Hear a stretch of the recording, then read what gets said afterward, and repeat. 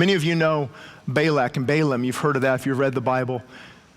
And King Balak hired Balaam to go and curse the children of Israel.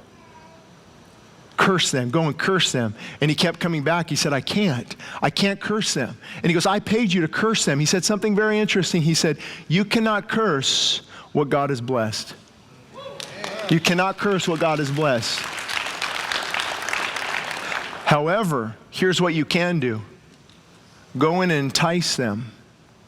Lead them away by the lust of the flesh, the lust of the eye, the pride of life, and they will curse themselves. So he couldn't curse them once they remained under God's protection and shelter and his covering of the fear of the Lord, the holiness of the Lord. But once they left that cover, left that shelter, left that protection, like a bird that wanders from its nest, so is a man who wanders from his place, they were easy prey.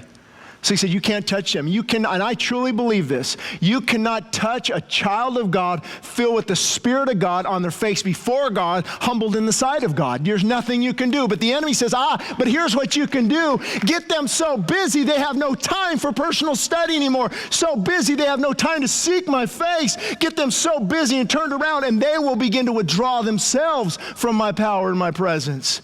See, I want the power of God and the presence of God, or I don't want to have anything to do with religion. I don't know about you, but I want that presence of God, and it comes through holiness. And holiness is not weirdness. It's a broken state that says, I don't want to watch movies where I commit spiritual adultery in my mind. I don't want to lust after women other than my wife and watch these things that take me away from God. God, help me, fill me with your Spirit. God, I need revival. I want you at all costs. That's what it looks like.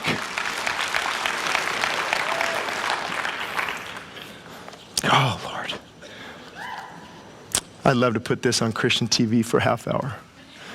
Because it just, what the nation needs to hear is what we're not hearing.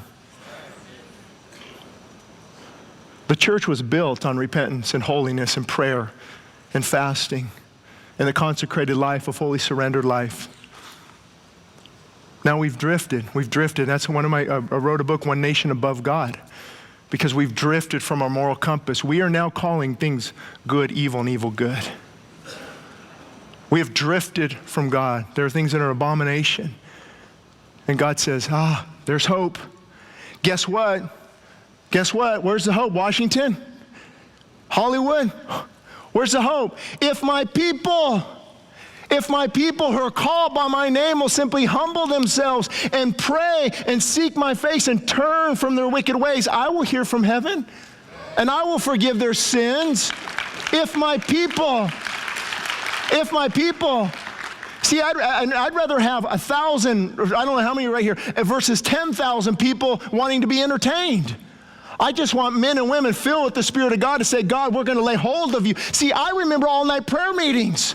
I remember when we came so hungry for the power of God that we weren't going to leave. We weren't in a hurry. We'd lay prostrate on the ground saying, God, unless you save my child, they are destined for destruction. Unless you turn this nation around, unless you turn the state of California around, we are hopeless. You are our only hope. We are relying on you and you alone.